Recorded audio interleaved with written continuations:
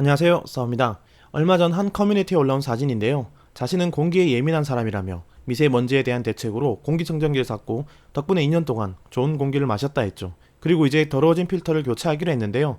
그런데 정말 어이없게도 필터에는 비닐이 쌓여져 있던 겁니다.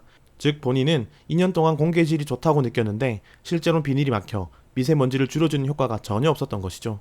이처럼 필터의 비닐을 뜯지 않아 공기청정에 어떤 효과도 없었지만 심리적으로 기분은 좋았을 텐데요. 이런 현상을 플라시보 효과라고 부릅니다. 먼저 플라시보 효과에 대해서 좀 더 구체적으로 알아보면 플라시보라는 단어는 라틴어로서 마음에 들게 한다는 뜻입니다. 예를 들면 의사가 환자에게 가짜 약을 투여하면서 효과가 좋은 약이라고 말합니다. 그럼 환자는 그 약 덕분에 몸이 좋아질 것이라고 믿음이 생기게 되고 그 기대대로 몸이 호전되는 현상을 얘기하죠. 그럼 우린 이렇게 이야기할 수 있습니다. 그거 다 잘못 느껴서 그런 거 아니냐라고 말이죠. 그래서 미국 주 비에타 박사팀은 대학생들을 대상으로 이 약이 효과가 있다고 말한 후 가짜 약을 투여했을 때 뇌에서 어떤 현상이 일어나는지 뇌를 촬영했는데요. 촬영 결과 그냥 사람의 주관적인 느낌 때문에 덜 아팠던 것이 아니라 뇌에서 보상체계를 담당하고 있는 측자액의 활동이 증가했고 게다가 통증을 감소시키는 엔돌핀이 실제로 분비된다는 것을 확인했습니다. 즉 플라시보 효과는 자신의 주관적인 느낌이 아니라 실제 뇌에서도 생리적인 변화가 있었던 것이죠. 하지만 이 실험은 한계가 있었는데요. 왜냐하면 이 실험에 참가한 대상자가 실제로 아픈 환자가 아니었기 때문입니다. 이후 플라시보 효과에 대한 과학적인 연구는 계속되었고 미국 노스웨스턴 의과대학의 마르칸 발리키 박사는 퇴행성 무릎 관절염으로 만산 통증을 겪고 있는 환자 95명을 대상으로 임상실험을 진행했습니다. 그중 일부에게는 진통제를, 다른 일부에겐 설탕으로 만든 가짜약을 투여했죠. 그리고 이번에도 뇌 촬영을 통해 뇌가 어떤 반응을 보이는지 관찰했습니다. 그러자 이번에는 전전두엽에 속하는 우측 중전두회가 활성화되는 것을 발견했는데요. 우측 중전두회는 우리 감정과 이성이 만나 의사결정을 내리는 곳이기도 하죠. 이 연구로 인해 플라시보 효과는 더 이상 심리학의 영역이 아니라 생리학, 내과학의 영역으로 확장되는 결론을 얻었고 지금도 플라시보 학회가 있을 정도로 아직도 연구가 활발합니다.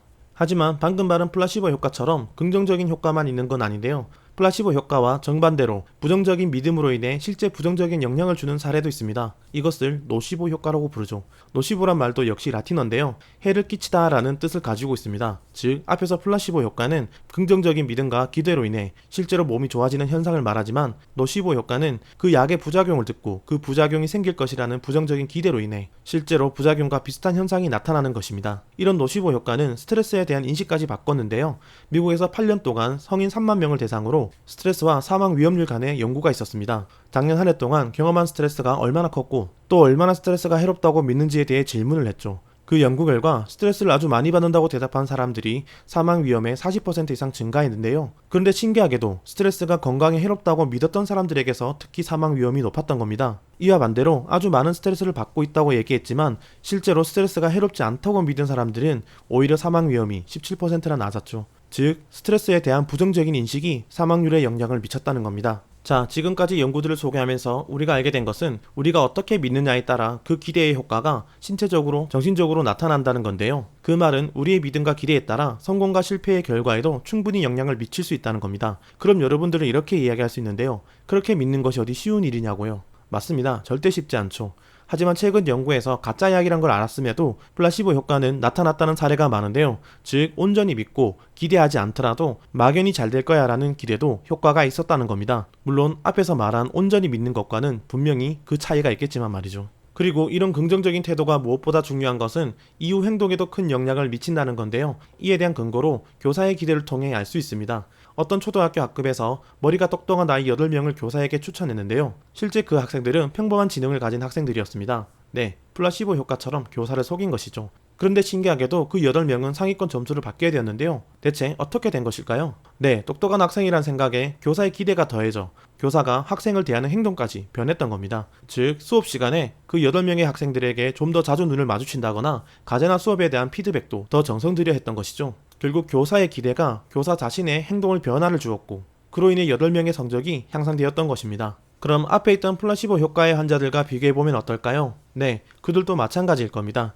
의사 선생님의 말을 듣고 내 병이 괜찮아질 것이라는 기대가 생겼을 것이며 그 약이 가짜든 진짜든 간에 그 기대는 건강과 도움이 되는 행동들을 하게 만들었을 테니까요. 즉 식단 조절과 운동을 약을 먹는 것과 같이 병행했을 가능성이 높다는 겁니다. 그래서 그 효과는 더 좋아졌겠죠. 그래서 우린 어떻게 하면 좋을까요? 네, 그에 대한 힌트는 우리 어르신들에게 찾아볼 수 있는데요. 그것은 바로 낙관적이고 긍정적인 태도입니다. 예를 들어 나이 많으신 분들이 행복해지는 방법이란 글귀를 SNS로 공유하는 것을 저는 자주 봤는데요. 저는 저런다고 뭐가 행복해지겠어 라고 평상시에 많이 생각했지만 실제로 행복해질 것이라는 믿는 기대가 있고, 그리고 그에 따라 행복해지기 위해 행동을 한다면 그분들은 스스로 정말 행복하다고 느끼듯이 긍정적인 태도를 가지는 것이 정말 중요하다는 겁니다. 그리고 두 번째는 결과보단 믿게 만드는 과정이 중요합니다. 앞에서 믿음과 기대가 긍정적인 영향을 주었고 이후 건강해지거나 성공하기 위한 행동을 하게 된다고 했습니다. 결국 믿음과 기대를 가지려면 믿게 만드는 과정이 필요한 것이죠. 저 역시 영상을 만들 때 가장 중요시하는 것도 수많은 새로운 정보를 알려주는 것이 아닙니다. 기존에 알고 있던 정보들이 왜, 어떤 원리로 그런 것인지 알려드리는 것이죠. 네, 여러분들이 기존에 알고 있는 것을 믿게 만들게 하기 위한 과정을 가장 고민한다는 겁니다. 그래서 여러분들이 더 믿게 되고 이후 행동의 변화까지 오게 되는 것이죠. 이제 마지막으로 강력한 자기 암시입니다. 한번 마음먹었다고 해서 끝까지 가는 사람들은 거의 없습니다. 반드시 중간에, 아니 몇 번의 고비를 만나게 되겠죠. 이때 무엇보다 중요한 것은 이 약이 가짜 약이더라도 효과가 있을 거야 라고 믿으면 실제로 내가 반응하고 효과가 있었듯이 우리도 꾸준히 자기 암시를 해야 한다는 겁니다. 그럼 많은 사람들이 그게 효과가 있겠어 라고 생각하실 텐데요. 만약 그런 생각이 든다면 그분에겐 정말 효과가 없을 겁니다. 앞에서도 말했지만 믿음과 기대가 없다면 그 뒤에 따르는 행동의 변화도 없기 때문이죠. 그래서 꾸준히 자기 자신에게, 아니 나의 뇌에게 암시를 해줄 필요가 있습니다. 그것이 습관이 되면 단순히 그렇게 생각해야지가 아니라 진짜로 믿고 있는 나를 발견할 수 있으니까요. 이처럼 우리 일상에서도 플라시보 원리를 적용한 것은 생각보다 많습니다. 요즘 관공서 같은 곳에 가면 계단에다 몇 칼로리를 소모했고 수명이 몇 분 연장되었다는 표시를 자주 볼 수 있는데요. 이 역시 플라시보 효과를 이용한 것이라 볼 수 있습니다. 결국 오늘의 영상을 요약해보면 어떤 사실을 믿으면 그에 따른 결과를 기대하게 되고 그 기대는 우리를 행동하게 만듭니다. 그리고 그 행동은 성공이란 결과에 더 가까워지게 만들어주죠. 그래서 우리는 믿게 만드는 긍정적인 태도와 그 과정이 중요하다 했습니다. 그리고 그 믿음이 꾸준히 지속되기 위해 자기 암시가 필요하다 했죠. 여러분들이 목표한 것을 이루기 위해 행동이 변화한다면 주변 사람들도 그것을 눈치채게 됩니다. 앞에서도 말했지만 마치 교사가 8명의 학생에게 집중하듯이 주변 사람들도 여러분들에게 기대를 하는 것이죠. 그렇다면 여러분들은 생각보다 큰 힘을 얻을 수 있다는 겁니다. 그럼 언젠가 반드시 목표에 도달해 있을 테니까요. 오늘은 여기까지입니다. 구독과 좋아요는 사오를 더 좋은 영상을 만들게 합니다. 이상 싸오였습니다.